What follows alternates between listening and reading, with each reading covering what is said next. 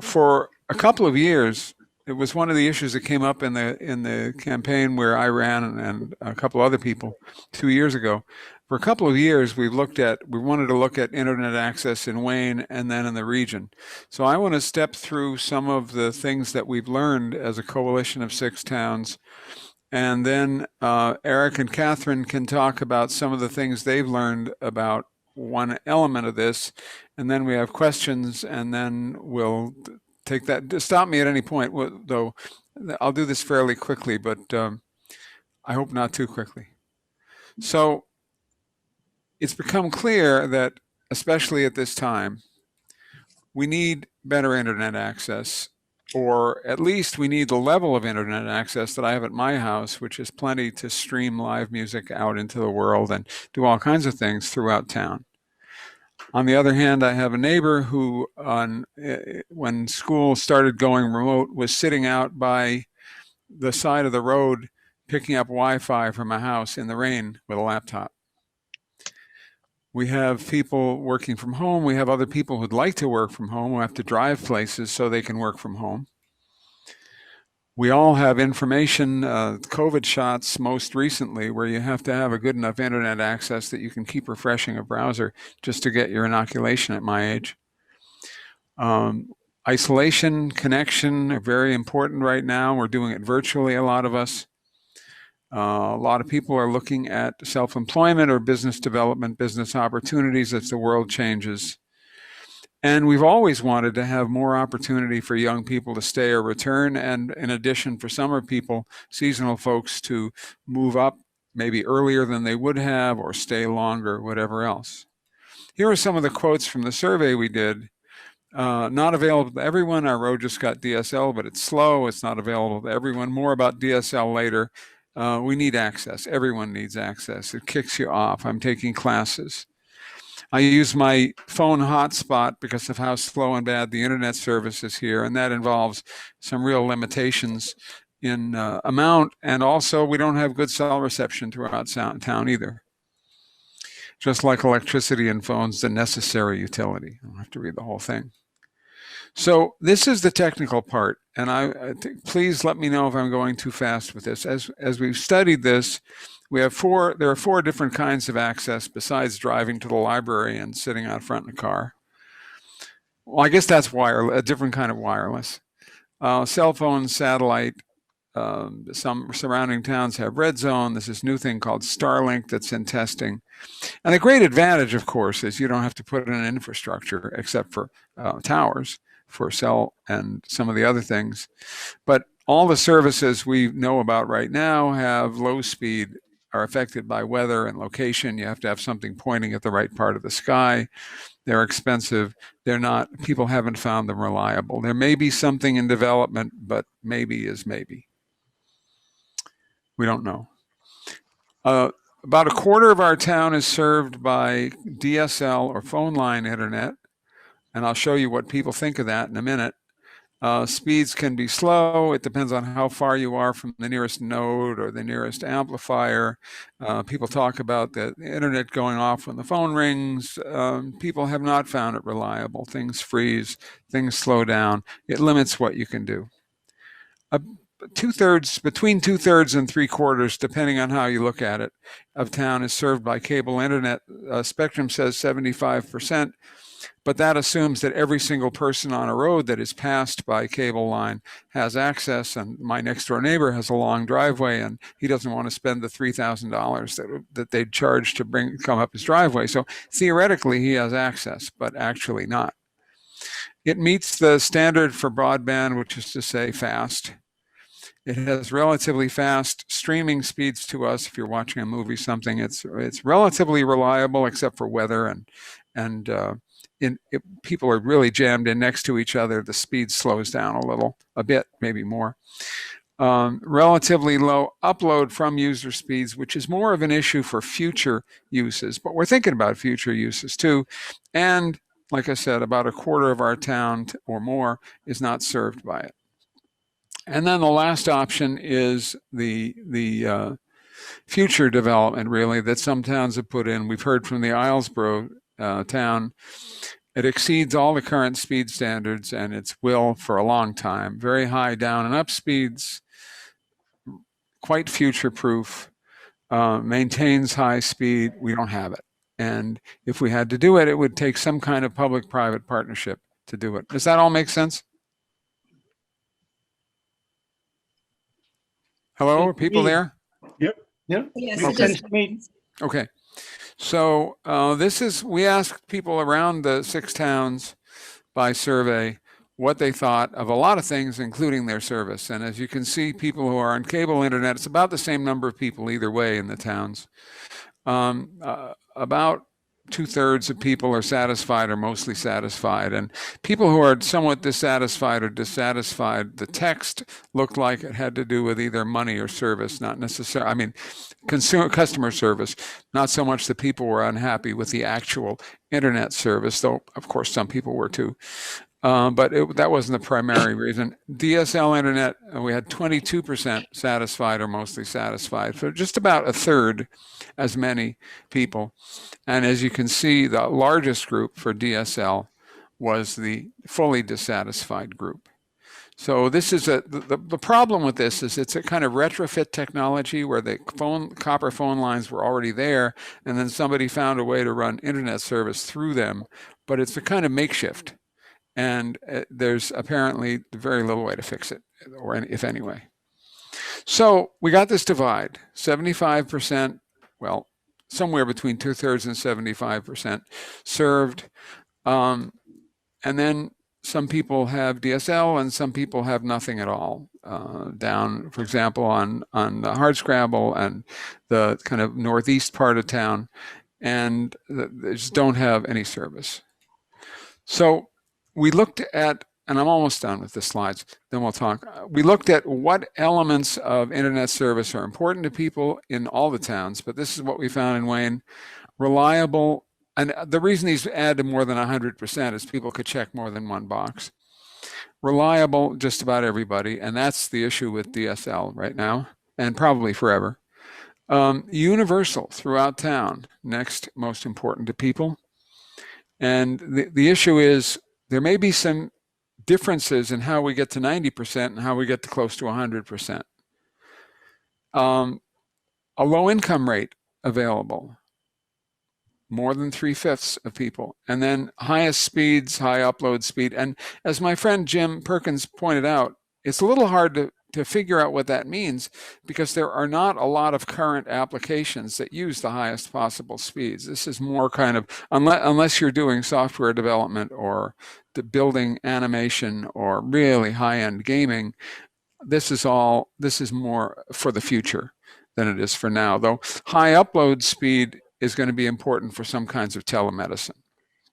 So these are more future directed. But of course, if we're going to spend a lot of money on fixing things, we'd like to be ready for the future too. So the options are these. We could, of course, do nothing and just say, okay, depending on where you live in town, you got it or you don't got it, and them that's got shall have. I already know one person who, in moving to town, tried to figure out where they could get good internet service and looked there to buy a house. But that leaves out some people in town for things that are important. Negotiate with the cable company or the phone company to extend broadband, which is to say reliable high speed at federal standard through the town. The question is whether they're really interested in negotiating with us about that. What we heard from one of the companies early in the process was if we could make money running everywhere in town, we'd do it. But of course, you're rural and you're spread out, and our judgment is that we're where we are, where we can make money. So there'd be a need for some kind of financial transaction or convincing. We could find another internet provider who will build a network and serve the unserved parts of town. And the jury's not in yet about whether we can find that person. That company. We've been looking, and we've got a nibble, but it's not going to serve the full town, and it depends on other towns. Or we could either by ourselves or collaborating with other towns, build a network that serves our entire town. We're using bonding and grant money and contract with a provider to deliver internet service and do system maintenance on that. And that's something that we got to hear about the network on Islesboro for. So those are our options, and I'll put them all up here. And that's really all. I was thinking that it might be good for Eric and Catherine to talk a little about where they're going with the fourth option, unless you got questions before that.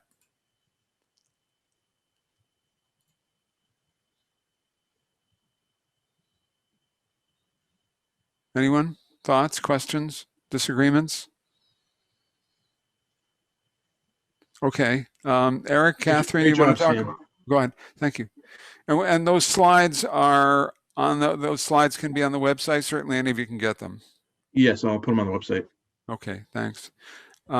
I haven't done a PowerPoint in years. I used to do it as part of my work. But anyway, so Eric and Catherine, do you want to talk about the direction you're going in, and especially the costs of the first phases in case we want to do the first phase work? Sure. I'll start briefly. Thanks for the invitation to come listen to what is happening in Wayne and express a little bit about what's happening in Reedfield. You're absolutely right. That fourth option is what we're pursuing in Reedfield. We did look around. We're in a unique position relative to some of the other towns, but our level of service, 96% roughly, by either cable or DSL, puts us in a position where we have some really good options and some options that, even though they exist, aren't ideal. And we're looking beyond doing just enough.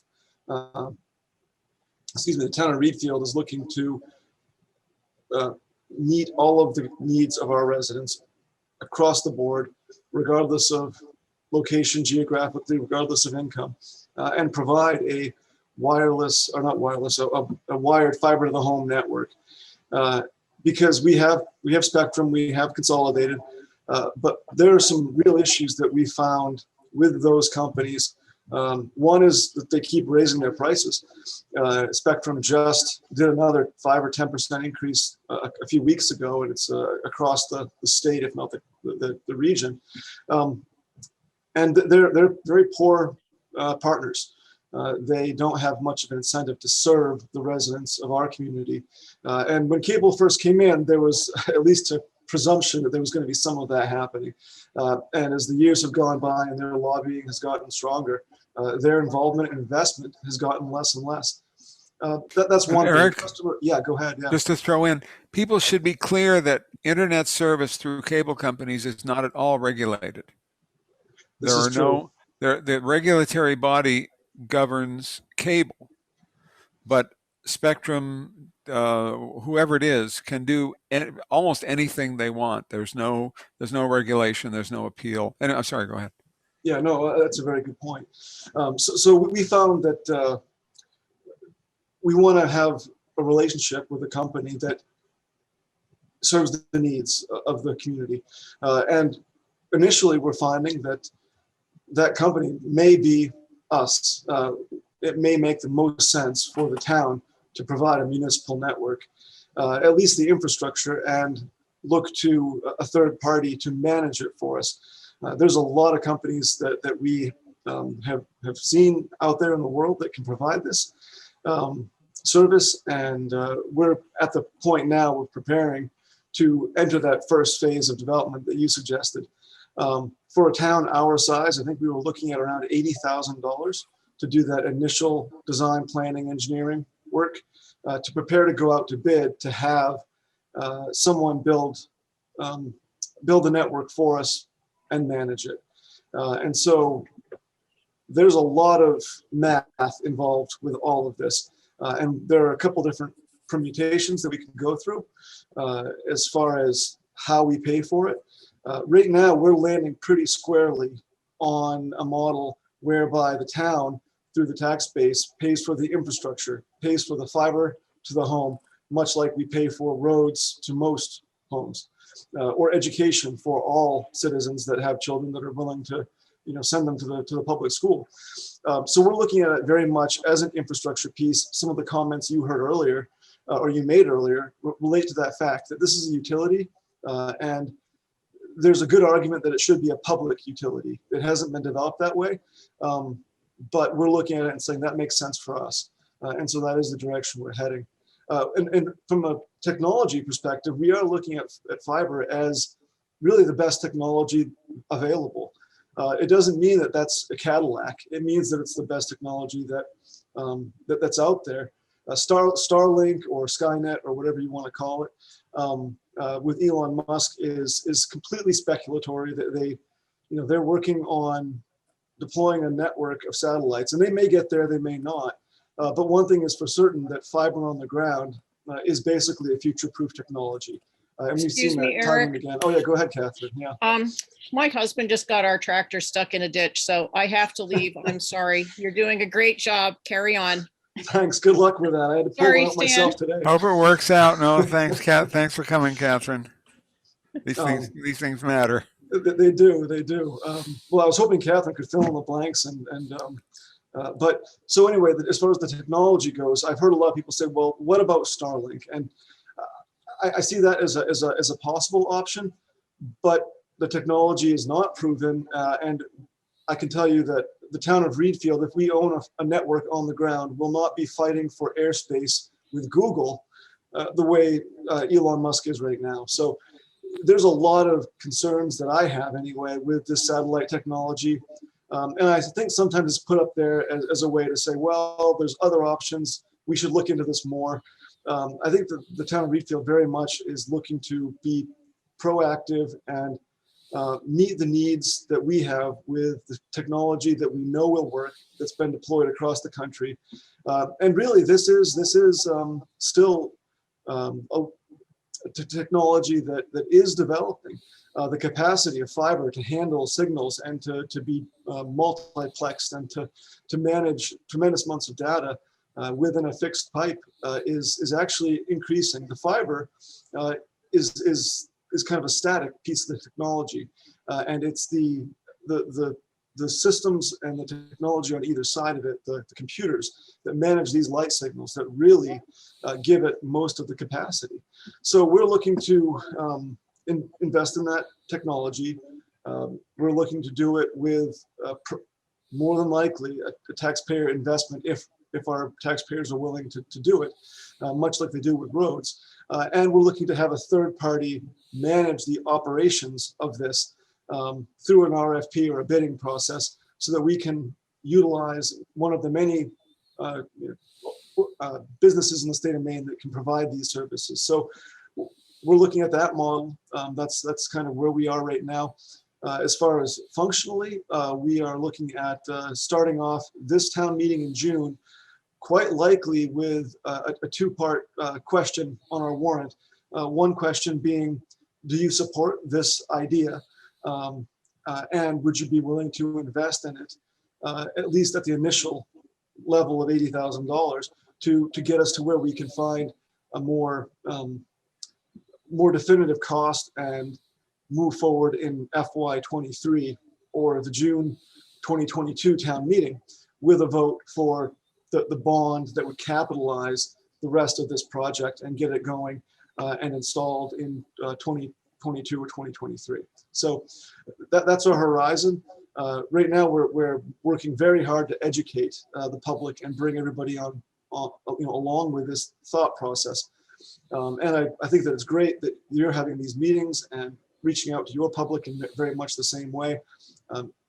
Your residents may find a very different outcome than what Reedfield does, but I'm looking at this and seeing a tremendous opportunity for several towns, 3 to 5 of us potentially, to get together on a schedule that's similar to what I outlined and provide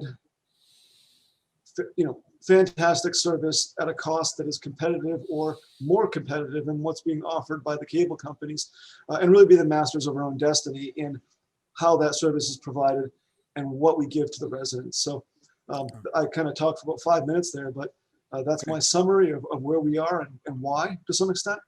And we'll see what happens in the next 2 to 3 months when we develop our budget, where this lands, but that's where we want to be. Let me add 3 things. One is that the opportunity that owning a network gives us is to choose a different provider if a couple of years in we're not happy with what happens. If we pay somebody, whether it's Spectrum or Consolidated or another company, if another company develops a network as a business proposition, they own the network. And we have no options in terms of choosing a company to serve. I don't think we're going to get to the position where residents would have several different competitive businesses feeding through the same network. That's technically possible, but I just don't think we're big enough customer base that people are going to, offer two different company offering services. But we can at least say, well, as with like with snow plowing, we can go somewhere else. The second is there should be some economies in bidding and negotiating and building, which doesn't, as I understand it, Joe from Leeds and I were talking about this, it doesn't mean that we have to have a shared utility district administer the whole thing, because that can get sort of messy. But we could, just as we could bid out roads together to get a better price for plowing without unifying our road network, there would be some, it seems to me, economies of scale if we did this together. And the third thing is what Joe and I were talking about with Leeds, is Leeds has some unserved areas adjacent to Wayne.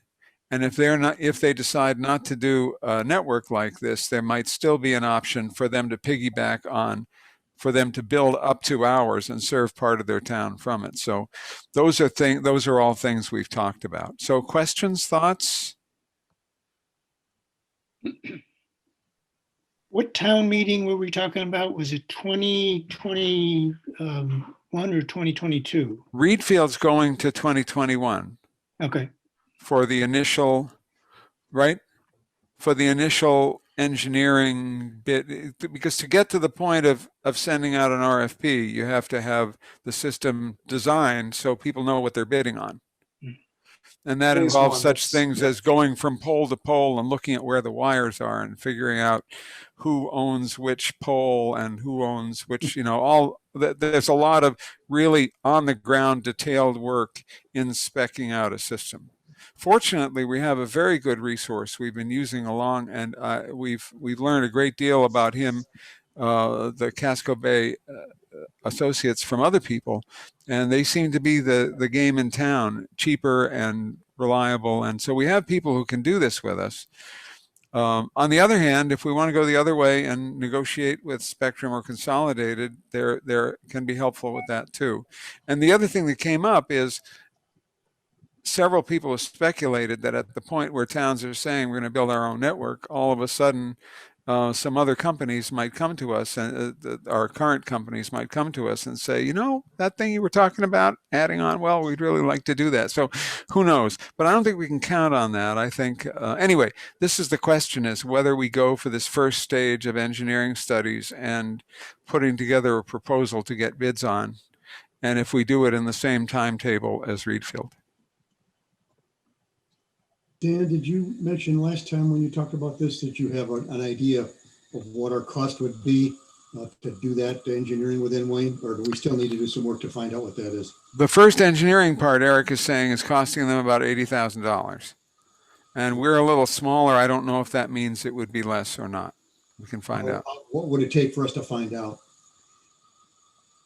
I think some of that stuff is in our report that they gave us. Hang on. Right. We have an estimate for the total build, but that's just a rough estimate. Eric, you were able to just find out from Casco Bay what they would charge for the. Yeah, first study. so, because we did work with Casco Bay Advisors, and we had them put together what he calls a pro forma for us, financial pro forma, that included cost estimates that are more refined than what had been initially provided to the member municipalities of the WKL-CBA. And in addition to that, he also provided the cost for that phase one engineering and really a breakout for each phase of the project, as well as a matrix that would allow us to determine what the cost structure might look like, the fee structure for residents. So for example, if we had fiber to the home and we had it, the network built and owned by the town through a third-party vendor. And then, paid that cost to the tax base. What would the monthly operating expense be for that network? So that information is very useful for us and gave us the confidence and the wherewithal really to proceed and say, well, yeah, this is doable. That price looks reasonable, and we can sell this, or try to sell it to the voters. We might find out that everybody's happy with Spectrum. I don't think that's the case, but so What did that first document cost you? exactly, yeah, it was around $2,500. It really wasn't that bad for us. I expected probably be a similar cost for you because. So that would be the immediate cost to us in getting to more solid figures. Absolutely. And I'd recommend, if you wanted to take a first step towards that working with Casco Bay Advisors and getting that package of information together is really important. And it would also help you sync up, if that's your interest, with Reedfield and other municipalities that are heading this direction. Well, I propose we ask Aaron and Stan and Eric, to the extent that we need his help, to develop a package of this sort that we can present to the town and have it on our budget committee's agenda soon, and that we can present to the town for them to consider at our June meeting.